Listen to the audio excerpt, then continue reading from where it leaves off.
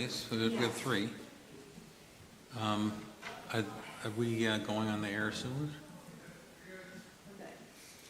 We're good? He said we're good. Okay.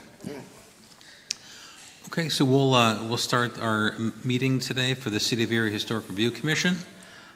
Today is June 2nd, 2025. First, we'll have our roll call.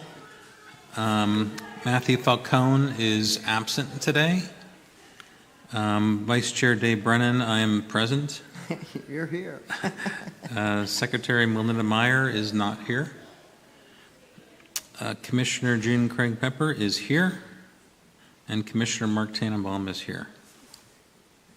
Also, Jacqueline Spry is here from the City Planning Director. Jason Wazorek is not here. And Cooper Moore is not here. Okay. First, we want to have the public comment. I don't know if anyone's contacted you, Jackie. Was there any public comment today? I don't have any public comment as of today, but I did want to mention that Melinda, who's the secretary of the HRC, said that she would be willing to watch the meeting and still do the minutes unless one of you would like to take the minutes. Okay, actually, that's a good point. I meant to bring that up earlier. Would anybody be able to take meeting minutes? Or I will try. It'll be a simple. yeah, or she One said time. she can. I mean, it's streamed. This so, is going to be an easy one, and Yeah. I Just need 2 to minutes. I need to redeem myself. I'm awful at this, but I'm well, working on it. it is recorded, so you can Nonetheless. submit, and But she remember, can. we had that whole thing, and it was my fault. Well, part of it was my fault. Well, it was my fault. Well, she's willing to help you. Okay. So. Well, that's great. Sounds good. Thank you, Mark, appreciate that. So, the only thing with public comment that I should mention is that last week, Article 7 was posted on the city's website for public comment. So I have not received comments yet, but it will be posted for 20 days. And then on we'll the take website. it down on the website. And that was through Facebook or? Yes, on the social media sites from the city, we put a posting out, but then you can also find it on our website too. I know it was in the paper today also, that was just a posting. That's the public hearing. Public hearing. That's Okay. for June 18th. There'll be a public hearing on Article 7 during the city council meeting, which I believe is at 7, or at evening city council meeting. And at that time, at 7 o'clock, the public hearing will start. Okay. For And when is that, June when? June 18th, the public hearing for Article 7 during the city council meeting. And that was posted in today's paper. Okay. That's correct. Okay, great. Any feedback at all? Has anybody said anything? Positive, There- negative? I What are you feeling? haven't received any feedback. There was someone before we posted that asked if we were going to allow for public comment. But I haven't received anything other than what the commissioners gave and internal staff. So. Okay. For public comment, no one's here, so I guess that ends the public comment section of our meeting today. Let's move to approval of past meeting minutes and certificate of appropriateness report. For the meeting, we had a meeting on the 5th and the 15th. Would anyone like to make a motion did everyone review the meeting minutes first as a question? I did you actually look have at a them. chance to review it? Okay. I would pass them. Okay. So I will. You'll make a motion, Mark? Move to pass, both. Okay. And a second? Do we have a second? Second, yes. Okay, a second is Commissioner Jean Craig Pepper. And that's both meetings. Should we have a separate, we don't need a separate vote for both meeting minutes. We get one vote for meeting minutes. I think in the past we have had a separate vote, Okay. but I think it's okay. Okay, I think it's fine, yeah. okay. Next is the certificate, the COA report, and there's no new COA, so there's no report or anything to speak of. And then public correspondence. What was that section? That's Jackie? just if there was anything that I received or the city received in regards to the HRC in terms of public correspondence, and we have not received anything. Okay. great. other than all of the RSVPs for the Historic Preservation Month celebration. Yep. Okay. Next, we'll go to the old business. And the first item on the agenda was the zoning ordinance amendments, Article 7, Historic Resource Protection. And of course, that's been what we've been editing for the past several meetings. And now it's going to the Planning Commission? The Planning Commission has approved it. Has approved, okay. And it has recommended it go to City Council. And so on June 18th, there'll be a public hearing. And then the following council meeting, they'll make a motion or they'll take action to vote upon the amendments. The first reading on the 18th. The public hearing, I believe, is only on the 18th. Yeah, and they don't vote at that time. They do not vote at that time. They'll vote the next meeting. Yes. And so the next two meetings the first one will be and I don't know the exact dates, but yes, it has to be read twice, the ordinance.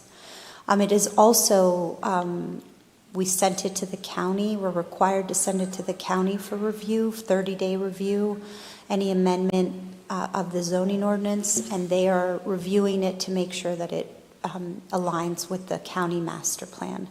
So we sent that as a requirement upon the city. Okay, So, yeah, we have all those things kind of in motion at the moment. sounds good. Sounds good. It's nice to finally have that move forward so we could, start working through on projects.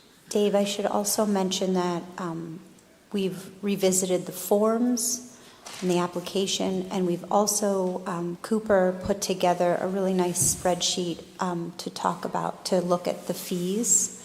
So he's made a comparison, and I have not yet reviewed it fully, but he has looked at the fee schedules of other cities comparable to ours, and so we'll make a decision based on that. For not only the application process, but also for the COAs.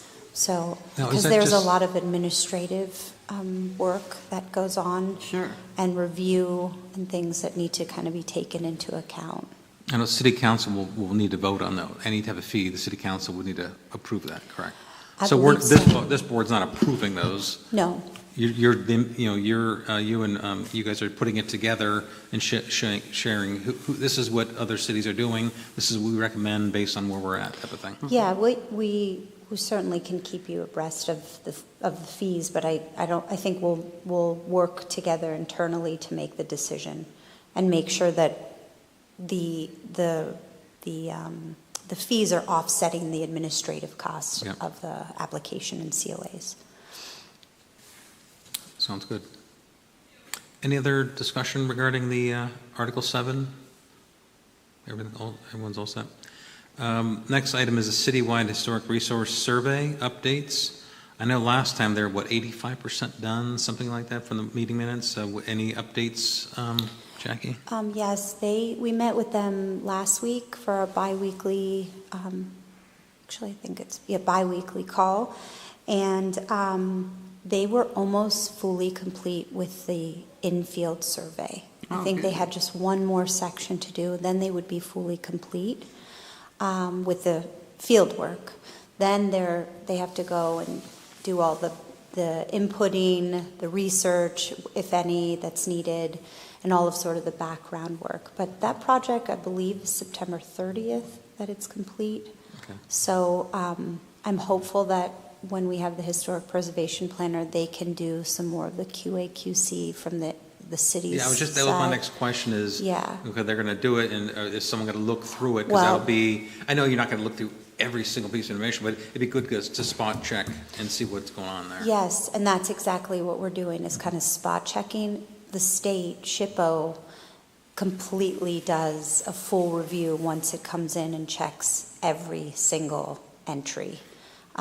So I actually sat with Karen Arnold from SHPO, and she showed me, we went through the steps. She showed me exactly what they do and how I should QA/QC it on our end. So that has to be done still. So it's going to be a little bit of a Yeah, I would say there's a lot of work to do there. a massive amount of information to look over. Yeah, check through. and they also, I think at the presentation that Grant gave, did they talk about potential districts that they're looking at? Or was that in our meeting? I don't think so. I think that was in our bi-weekly meeting. We spoke about potential districts that will be. Yeah, when they gave a report, they talked a little bit about that. Yeah, so they shared with us they identified some of the districts that they're categorizing, yes. Who We did did talk. this? Yeah. This is our consultants that are Oh, doing the uh-huh, survey. uh-huh. They shared with us some of the potential districts Oh, that okay. could be a historic landmark. So, yeah, and actually, I believe I set up another meeting, and I wanted Melinda to attend because she has some of that historical context and knowledge around, much more than I do, around especially the city's information and what Preservation Erie's done and such. So I have her coming to the next meeting to talk through a little bit more of that. But those are all good things, because then we can use that information and be able to, Is it going to be hosted by the city of Erie, or where is it going to be located at, that information?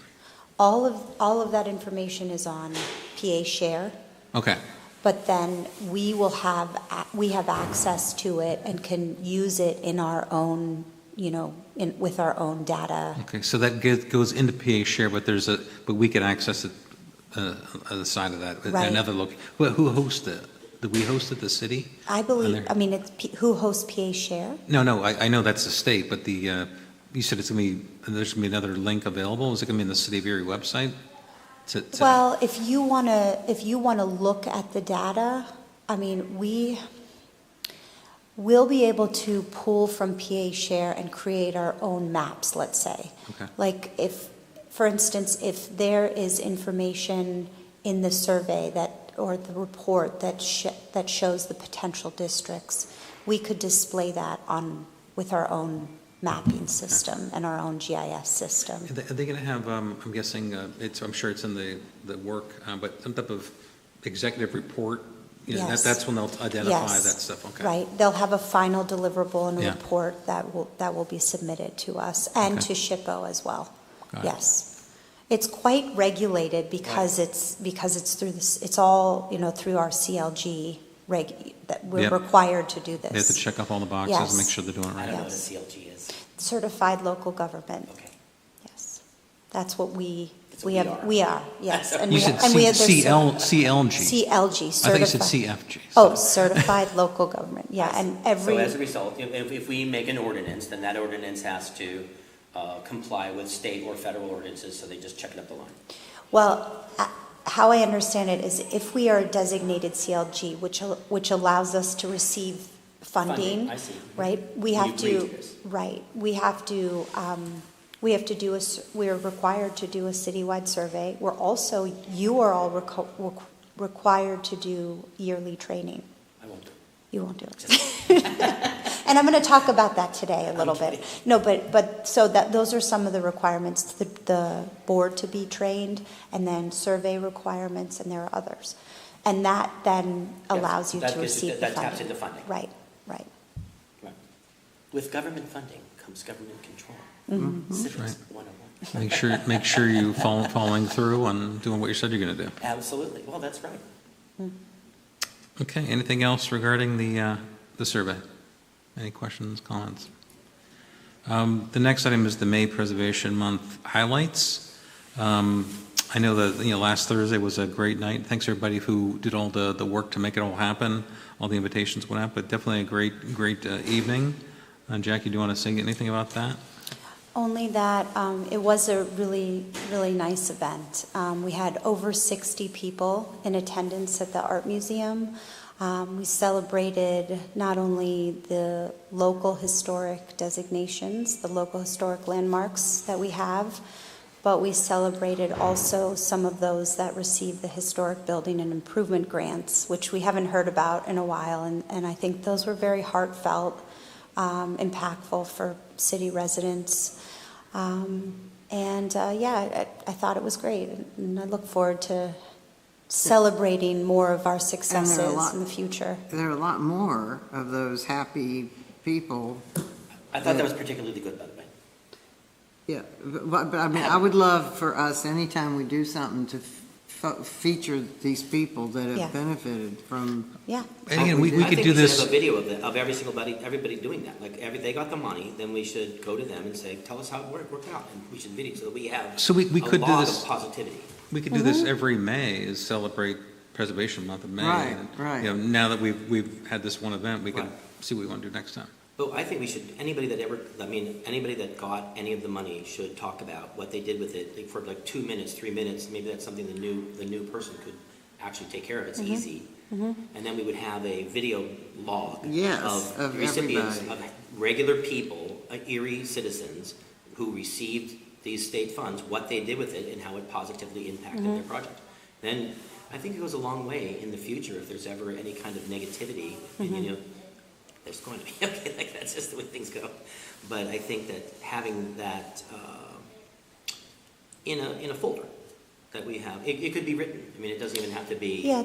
video, but I mean, video's easy. But Well, I it think would- most it of would- the people would be very, Yeah, very who's not gonna upbeat love it? about the whole experience. But if we could assign a person to go back I to know every my single neighbors, person. my next door neighbors did it, and their house looks so much better. And they're going to stand up and say, my house looks so much better. Yeah. And Heather had a success, like follow-up success stories, or, highlights. Yeah. But Success stories. Right, yeah. So we have kind of a form, but I mean, yeah, I think we should document. We could certainly document and videotape some of those and share them. Even we don't need them necessarily live, but you could show a video at the next event. Yeah, or at And least we- have before and after pictures Yeah. in like A a website. journal or something. But Yeah, you it know, could be on our we could website. have it on the website, but we could also have it in a book. You know? Yeah, that's the kind of little stuff that in the long run, you put this stuff out and it shows tax dollars being appropriately applied in a way that benefits the community at large. I think that's all anybody wants for their tax dollars. I mean, what else do you want? Yeah, I like that idea of having a video made. The gal that did the pizza shop, I mean, she brought tears to her eyes. Yeah. I mean, it was lovely, what she said. Yeah, I don't remember that pizza shop, but there were a lot of people that said She that remembered was me being a customer, really, and my dad. yeah. I remember before they built it, and then they built that whole pizza, the South Erie Pizza on the other side of the street, and then they tore it down. But it was like the best pizza some of the best pizza in the city. There was like Yeah. 5 really good pizza places, they were one. That's what I like heard. Luchetti's. Luchetti's was great, Pio's was great. I was a mean, big Luchetti fan. There was, 18th and Liberty, they were great. But Yeah, I like that idea. It's difficult to reach some of these people. Yes. Because I ended up calling those that spoke, and I actually called more people than Right, that sure. attended, Right. but Oh, I bet. I couldn't always reach everybody. So I think that would be a nice project for the new historic preservation or maybe planner, an and intern, then. that's a great intern thing. yeah. That's a great, and force them to talk to the public. But it's really nice it was really nice to celebrate successes and have something positive, and really, it And was the good. the other guy that's, I thought Gary Budkowski? Kerry Bukowski, Yeah. he's It's amazing, unbelievable, yeah. He can give a lecture on his he renovation. knows everything about everything. He's like but I meant the other guy that talked about. Zach? Yeah. Or He from was the a- Playhouse? No, Zach was good also, but I mean, there was another guy who was a kind of a casual, he stood up and talked about, Steve? Steve. From Spencer House? yes, from Spencer House. Okay. Yeah. And he talked about the positivity of Spencer House. Who wants to see Spencer House fall into ruin? No Nobody. one. But he was very human and No, I totally believable and honest. I And- loved him. I loved what he said. Yeah, yeah. It was great. Okay. Any other comments about the Preservation Month? Good?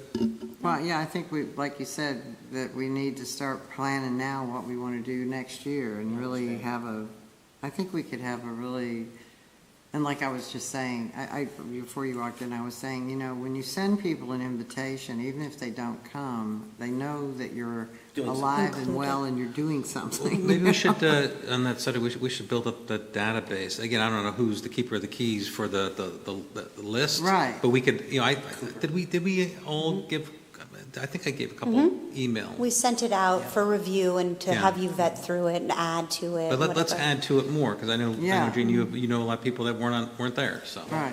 Yeah. I put it on my Facebook page, but I don't know, nobody on my board. Well, should. and I'm a big believer in people getting in an envelope in the mail, a thing. Yeah, They well, that costs stick it on money, their so. refrigerator. Well, An we can easy. build upon this event. I mean, Yeah. this Yeah. was the It's the first first one. one, Oh, and no, we it was certainly great. can build upon it, and I'm No, excited it for was- next year. It was good. It was really good. It'll become and- an annual event of celebration. I I'd also like to see, I'd like to see the city throughout the month do a little bit more. I mean, because of not having somebody in this position. Right. We did a press conference, we did a few other little things, but honestly, we could be highlighting different landmarks, we could be, sharing different stories. Right. So we can grow and make this a much larger focus for May, for sure. So. Sounds good. Move on to the next subject, the Historic Preservation Planner hiring update. Sure, that's me again. So, as you know, we had offered the preservation planner position to someone about, 2 months ago, I think it was. Someone from out of town who was quite seasoned, very experienced, and declined the offer because they just felt that with moving here that the salary was not competitive enough for them. So we were very, we felt that this was a really good find, but we understood, and so we moved on and reposted the job, I guess, about a month or so ago. And we only received, I think it was 3 applications. And one of those happened to be someone that you know very well. And the timing was right. And so we offered the position to Matthew Falcone. Oh my gosh. Yes, Matthew applied, and we had an interview with Matthew, and we interviewed another person, and Matthew comes with just a wealth of experience, as you know. Right. His connections with the state are quite strong. He sits on the SHPO board, right? And his background is art history. He's also was a dean at the one of the art, I believe the art department, a dean at Point Park for I think 15 years. So yeah, we're really excited to have Matthew on board. Obviously, he's going to resign from the Historic Review Commission. That's not good news there. That's not good news, but, our amendments, we have 2 additional positions that that we're including. So we will have 3 positions actually open once the amendments go through, because we'll have Okay. Matthew's position open, which I believe is a mayoral appointment, and then we'll have 2 more positions open from the amendments after the amendments go through.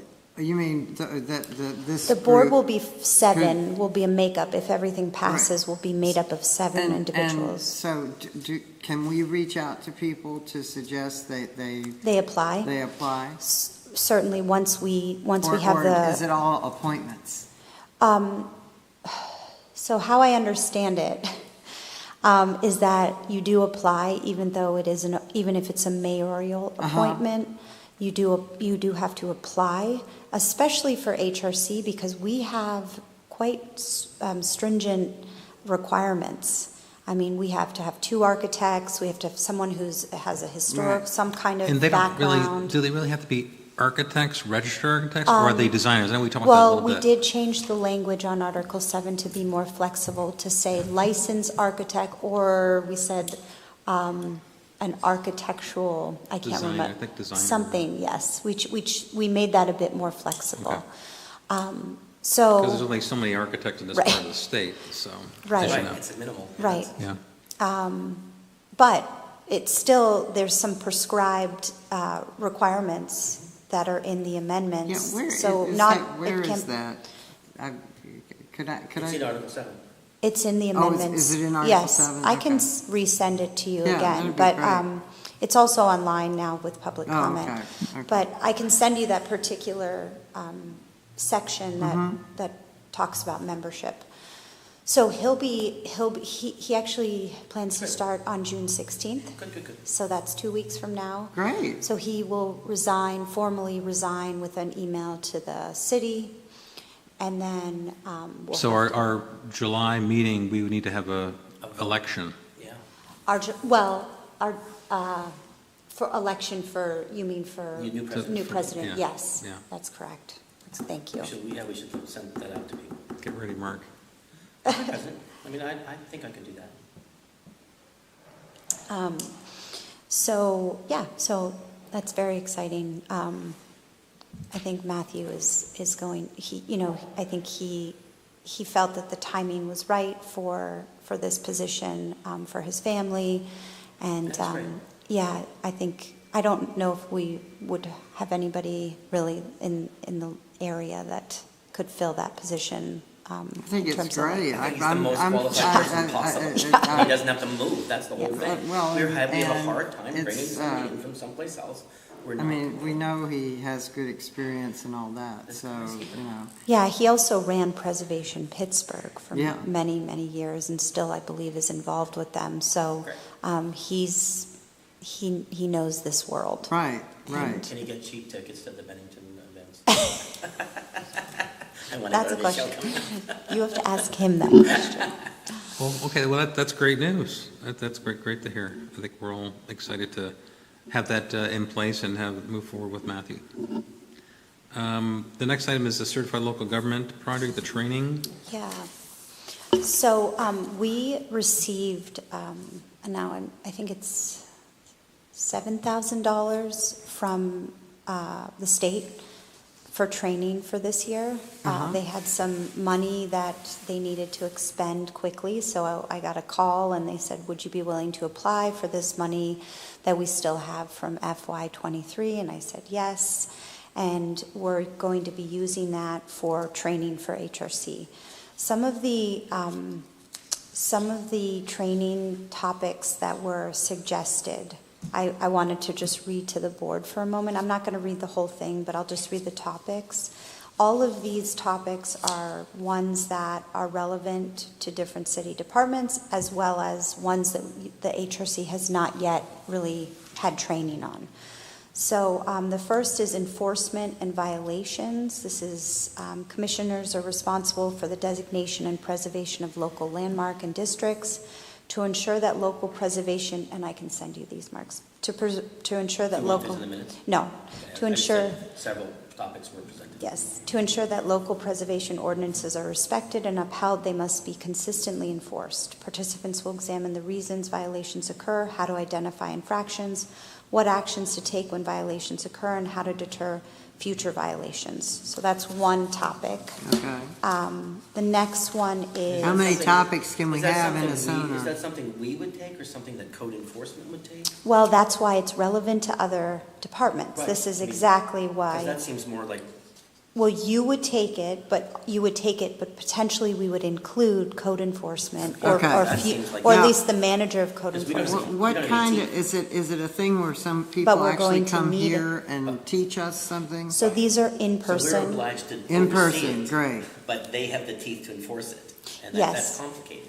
Yes, so to Craig's question, last year it was virtual, and I know you sat with Heather. Right. This year, we are having, I believe it's 9,000, actually. It's in person, 2 sessions. Wonderful. So- Are they on the same day? That I don't think so. I think they're 2 different days. Days, Because it's okay. 4 hours and then 4 hours, I Okay. believe, or 2 hours and 2 hours. I can't remember exactly. But Mark, to your comments, if we're going to be doing COAs, Correct. right? Right. Then we're going to need some kind of enforcement and violations, and whether that sits right, that logically sits in code enforcement. Yes. And so, as I mentioned, this would be relevant, these trainings, to bring in other departments and have them sit through these trainings as well. Great. So, Unless they're going to grant us enforcement. or the historic preservation planner. I mean, that would be a huge job, but I mean, I believe in Right. other cities, there's staff in the historic preservation program Right. where there's an enforcement officer. Why I bring that up, and I'm not kicking any sand around, is that if we are obliged to oversee it, but another organization or another branch is obliged to enforce it, and then that other branch doesn't necessarily do that, and I think that is not impossible to imagine, then we end up falling short of our responsibility because we're relying on somebody else who isn't necessarily doing their job, and I think there's a potential problem. Agreed. Yes. We'll get caught short, flat-footed, Yes. whatever the phrase is. We're going to get caught not doing our job Not because we can't having make it happen. enforcement. Right. Right, I mean, and, right, that's when we reopen the local designations, we're going to have to seriously have discussions around that, because all of these local landmarks, are required Correct. to, if they're going to make changes, significant changes, are required to have a COA. So, yes. So maybe good timing to have the training. Right. The next one on the list that was suggested for us is identifying and designating historic resources, and I'll just read briefly. Local and national designations are commonly confused. This topic discusses local as well as national registered designation, including a comparison of how they are similar and different. Local designation is typically the most effective way to protect a community's historic resource. How does a commission determine what to designate? What is the process of designating a local landmark or district? This topic demystifies the local designation process, including identifying historic properties and sites through historic resource surveys, determining eligibility based on data collected, drawing and defending district boundaries, and the legal aspects of the designation process. That seems very appropriate, considering what we're about to reopen and our survey as well. How many do we have to pick? 2? 2, yes. Okay. Third one is preservation incentives and benefits. Incentives are an excellent way to influence desired outcomes in your local preservation program. This topic presents preservation incentive examples from across the country and teaches participants to develop local incentives to target specific issues. Incentives covered under this topic include creative grants, easements, permitting, and tax programs tailored to the needs of your particular community. If applicable, attendees will also learn the basics of the Federal Rehabilitation Tax Credit Program, including what projects qualify and what requirements apply. This topic also discusses the benefits of historic preservation in your community. So, considering we're going to be posting an RFP for the local downtown for the I like sorry, this. the lower This last one, to me, would be my top pick. Okay, the lower state designation, if, that may take a while, but still that there's the real need to understand tax credits. But let me read the last one. Resources of the recent past. Across the country, construction from the 50s, 60s, 70s, and even 80s is now eligible for designation, yet many communities struggle with how to understand and manage these resources. From urban centers to small towns, recent past architecture tells the story of social change, technology innovation, and new planning perspectives. From housing to schools to commercial buildings, participants will examine the driving forces behind recent past development patterns and the resulting design trends. Engaging with resources of the recent past can be the key to engaging new audiences and revitalizing preservation efforts. This topic examines why recent past resources are worth preserving, as well as how commissions can advocate for them. So those are the, four? Can we have a presentation like as we're sitting now and have them present to us like a roundtable discussion and then invite people to sit and come and listen? Yeah, we can. Because that might You mean help as like to- a special meeting? Yeah, have a speaker come, give the presentation, we're all up here talking as if we're in a private room somewhere, but invite the public and they can kind of just listen along. We wouldn't accept public comment. Right, we don't but- have to have them talk. No. They could just listen. Yeah, just listening. Yes. I don't know if it's You okay. may want to think a little bit, depending on what topic because if it's training, then it doesn't necessarily have to be a special meeting. If Yeah. it's training to you, and you may want to be able to ask questions privately to the trainer, Yeah. Okay, it's just thinking But out I think loud. that's a good idea, because if we do open it up, then code could come, or possibly other people from the community could attend if we had an open training. But we can think through that. We have to do this by September 30th. So we have a few months, but we have to schedule it. We have to work through the trainers, which is this camp, which if you remember from last year. So what are which what are you one guys thinking? Are we going to pick it today? Well, I know we have two commissioners not here, but Yeah. I mean, I can talk to Melinda and ask Melinda. Matthew actually was the one who suggested these. So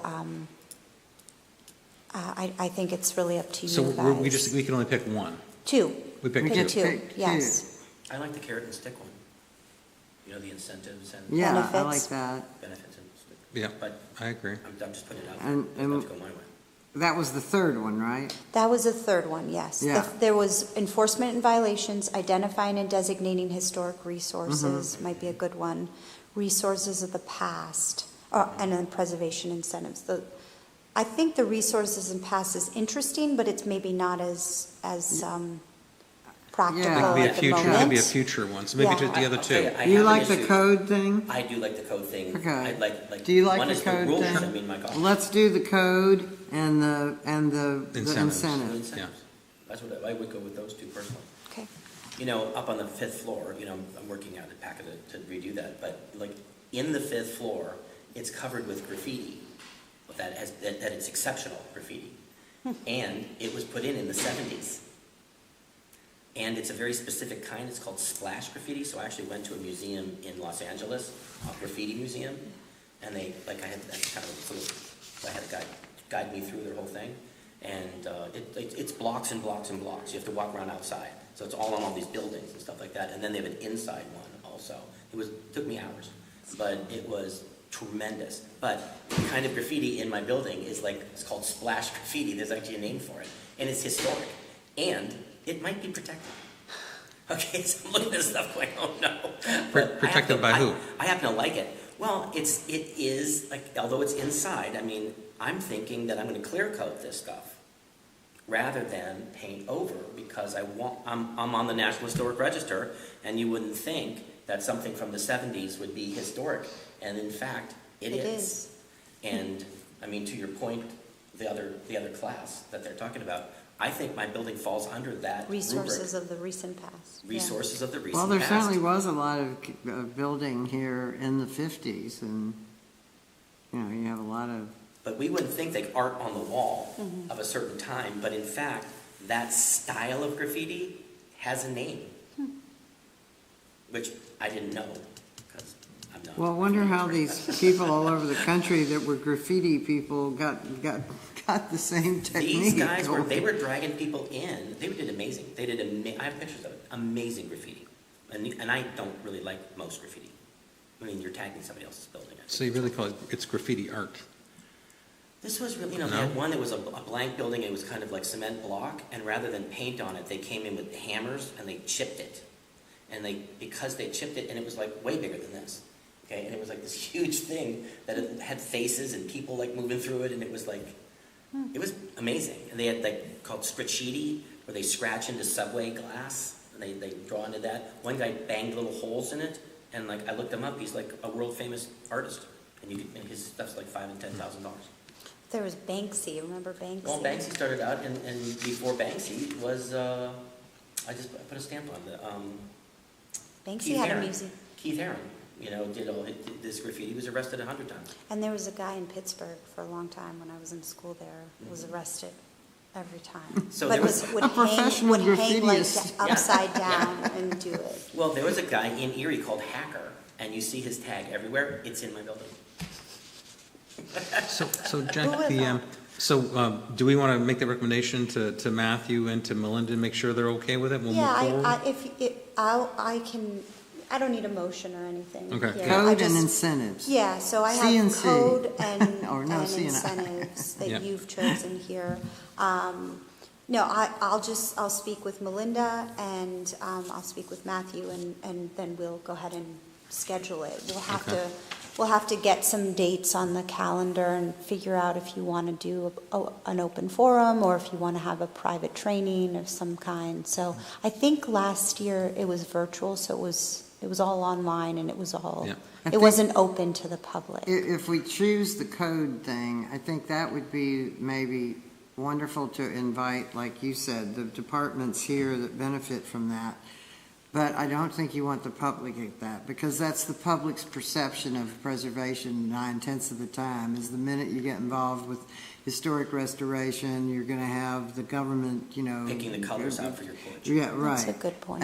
So. Yeah, again, when I mentioned, I was just kind of thinking, Well, we no, want no, to inform but the I think public, the but, incentive thing would be a good thing for the Yeah, you can public, choose. That's because right. that's Yeah, positive. you're right. I mean, Good point. that's just my opinion. Yeah. Yeah, we want to put our best foot forward. There's going to be resistance to some of this stuff. And I think we should. So be I ready think for some of And that open and meeting should transparent. be Yeah, a meeting absolutely. that's up on the That's fifth why I floor wanna in do a that- room, and that the library. code people could Because be there's there. going to be resistance. yep, sounds good. But I think for the Like local incentives, it ought to be open to Of the the public. people that took You know, money. get We people could have it here. excited I'm about happy it. You to have it roll here. with the Oh. results of the money, so that there's The video. bullets in our gun. Yeah. Like you want to put the ammo in for potential things. Yeah, Okay, do we want to move forward?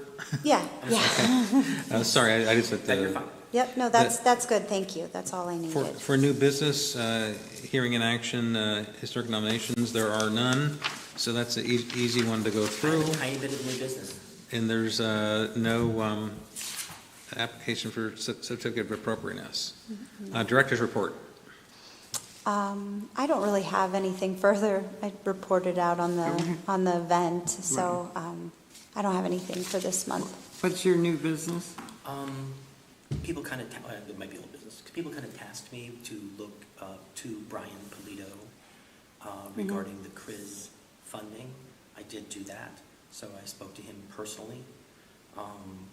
My suggestion was that some of the money that is produced by the CRIS funding would come to this board's purview, let's say $250,000 or $500,000 a year, and that we would then have these standards by which we would apply those funds in the carrot and the stick approach like we're talking about when the historic overlay district that we're creating overlaps where the CRIS district is already designated, and that they might want to have somebody other than their board assuring that the funds are appropriately applied in a Well, that sounds like historically really accurate way. exciting news. Our mission and their mission read in a very similar language. There's a lot of overlap, and I think our districts are going to overlap, and we could limit the funds that we get to overlap areas, and that it may fund us in the future and allow us to offer these positive enticements to do well with the stock of real estate that we have in the city. So what was the I think he response? said that it was not negative. I mean, it was my first salvo, so I don't know. Should we put together maybe some type of Let's memo? meet. Yeah, I think we could meet with them or Michael Falcone. Well, I was going to say, if we, you know, I don't know if we would think about this, Jackie, but some type of memo stating just what you said in some Yeah. type of proposal format, so that it could be used as an agenda to I discuss. could bring it, I could type up a little 3 sentences about it. I mean, it wasn't elaborate, and it was in passing. I'm already talking to him about another project, but I used my opportunity at that time to represent the board. I said that. Do you want to put something together, maybe Well- send it around everybody? or- Of course. I was going to say, maybe you can also wait till Matthew comes Also on fine. board. I mentioned it to Matthew. Because it would, oh, yeah, and he was at that He meeting was. with, about Brian Polito, but it would be, And that's it would fine be if you helpful take for Matthew to understand and, you know, a little bit more of this, and then work with Mark to People are lining create up something. for Yeah, this I'm sure. that. And I would rather be In the line. in the Right. front of the line rather than Yeah. back of the line. And I think they are And it's a yearly cycle. 30 years. No, what I mean is every year, it'll be, Money distributed. yeah, Right. again, nothing's set up yet, because But it does look to be $15 million a year that's what they're for estimating, 30 yeah. years. That's wonderful. Yeah. And that if we were on the list, but everybody's going to want to be a line item in this. And that's why I started even at 250,000, which I thought was minimal. But if we had those resources that we could then use, that seems to be a fair amount of money to us, I mean, in my opinion. I mean, relative to the ARP money that was provided, we're kind of in that boat. And if we could do that and we were assigned to spend this much money a year, I think we could actually have a great impact and a very positive impact. I'm not thinking of this as like some kind of, you know, like, this is our duty to create, you know, use state funds in a positive way for historic preservation. And I don't see why, and I think that we could oversee to make sure that they're assured that their funds are appropriately managed. And they don't want to manage 15 little projects, but we could.